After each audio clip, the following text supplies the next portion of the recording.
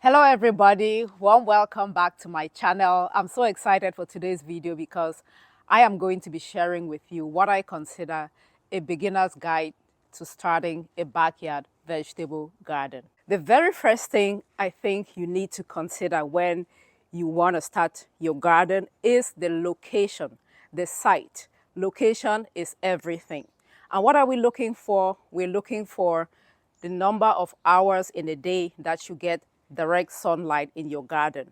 We want at least 6 hours of sunlight in whatever spot, whatever site that you decide to plant your garden. 6 hours a day. Why? Because most plants require that length of sunlight to be able to carry out the process known as photosynthesis, which helps you to grow healthy plants. So look for 6+ hours of direct sunlight consistently throughout the year. The second thing that you want to look for when you're selecting the site is you want an area that has good drainage. You don't want an area that when it rains, like it collects water and water just sits there, because when you have a waterlogged area, it will suffocate the roots of your plants and you would not grow healthy plants. Of course, there are other factors to consider, such as aesthetics. You know, you want to plant your garden in an area that fits with the natural landscape of your backyard, because we're doing this in the backyard. And then also you want it to be not too far away. You want it to be in sight, you know, an area where it's easy to access. That way you don't forget about your plants. You know, you need to regularly inspect your plants. You need to regularly listen to your plants, find out what is going on with them, because if you just plant and abandon, usually your plants don't do well. All right, the third thing to consider will be the size of your garden. Like I said, this is an existing garden. I have grown it to this size over the years. Please, if you're a beginner, don't start with this size, okay? This is a huge garden that I have in my backyard. The bigger the garden is, the more time you will need, the more resources. So it's a matter of how much money do you have, how much time do you have to put into your garden. And then when it's too big, you can suffer from overwhelm, and then that passion will quickly go away. So do not pick a garden of this size. Instead, this is what you should do. All right, tribe, this garden bed right here is 4 feet across from here. It's 4 feet across from width-wise, and then the length is 8 foot. Okay, so 4 by 8. That is the size of this bed, and that is what I am going to recommend that you begin with. At least 4 by 8 or 2 4 by 4 beds. That way, it is not too big that it becomes overwhelming for you as the beginner. And then it's also not too small that you don't get enough produce for the whole process to make sense. So don't go too big at the beginning. You can always add beds as you become more and more experienced with gardening. Start with a 4 by 8 if you're doing one bed, or 2 small 4 by 4. That is the size that I will recommend. Okay, tribe. So this bed that I just showed you is what is referred to as a raised bed. And the borders that I used here are blocks, as you can see. But you can make a raised bed using different types of borders. You can use wood, or you can buy one of those pre-made like metal raised beds. They all work. Or if you don't want to spend money, you can be creative. Look at what I did here. Look around. If you have leftover bricks around your house, use that to create the borders as well. Container gardening is always an option as well. Here I have my tomatoes growing in grow bags, large fabric bags. This is absolutely an option for you as a beginner. I'm going to recommend you buy at least like a 10-gallon size, or maybe a 15-gallon size, a couple of them.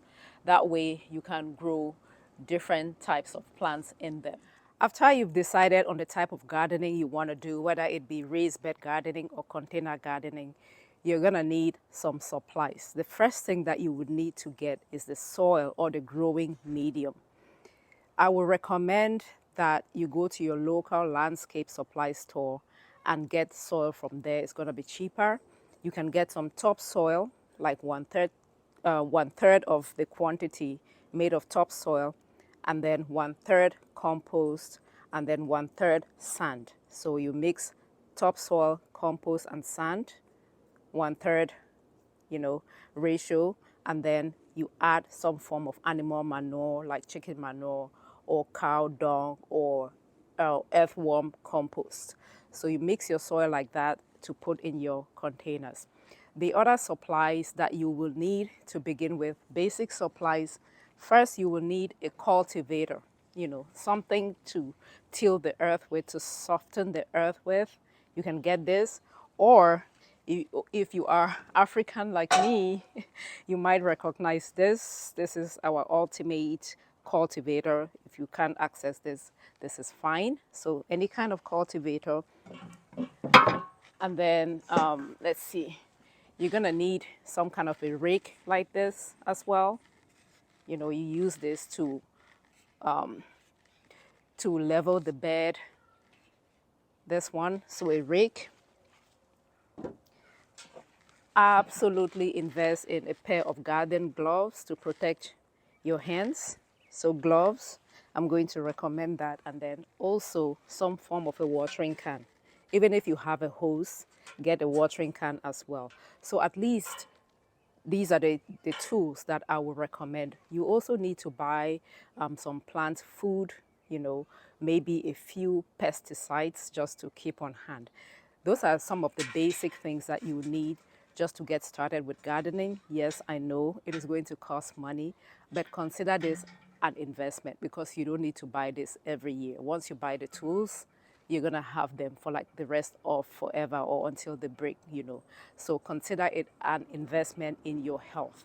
Do not expect that you're going to grow enough peppers to make your money or the equivalent of whatever you put in your garden the first year, because you'll be very disappointed. But again, this is a great investment in your health, and it will definitely give you some return back on your investment in the long term. Now, the next thing is to decide what to grow. As a beginner, I know you want to grow everything because you're super excited. But hold up, wait. Not too fast now. Let's think about this or what you should consider. The first thing you should consider is grow what you will eat, what you enjoy eating, or what you and your family enjoy eating. If there's something that you don't like, there's no need growing it because there's no need to spend all of that money, all of that time just to grow something that you do not like to consume. So grow what you will eat. The second thing I like to consider when selecting what to grow is what is not readily available in my area. That is the reason why you see me growing a lot of like exotic things. Instead of growing like regular peppers, I will grow peppers that I cannot easily find, or okra plants that I cannot easily find, or I grow things like the bitter leaves, things that I can't easily find at the farmer's market or in the grocery stores where I live. And then the third thing is value, right? I grow things that will save me money, things that are expensive at the stores, but yet are easy to grow, or that when I grow will save me money. So those are some of the things I consider when selecting what to grow. Also think about what will grow in your area. There's really no need planting something that we know for sure does not do well out here in or in whatever zone that you are. For example, I have tried to grow the papaya tree so many times, and every year I get frustrated because once the weather is very cold, it kills the papaya tree and I never get fruit. Here's what I recommend for you as the beginner. I recommend you don't start with more than 3 to 5 different varieties of vegetables. Why? Because we want to keep costs down and we want to prevent overwhelm. I don't want you to lose your passion for gardening. You plant too many different types, it's going to be very difficult to keep up with the maintenance of the different types of the vegetables that you have growing in the garden, because these things require maintenance. If you don't maintain the things that you grow, they will not produce for you. So 3 to 5 is good. Thank you so much for watching. I hope this video was of value to you. And if you found some value, kindly at least give the video a thumbs up. It's a zero cost way of supporting me. Kindly share this video with somebody you know who is considering starting a vegetable garden in their backyard but don't know where to start. As always, I appreciate your love and your support. And as always, remember to grow a garden. Start from where you are and grow. I'll catch you in the next one. Bye.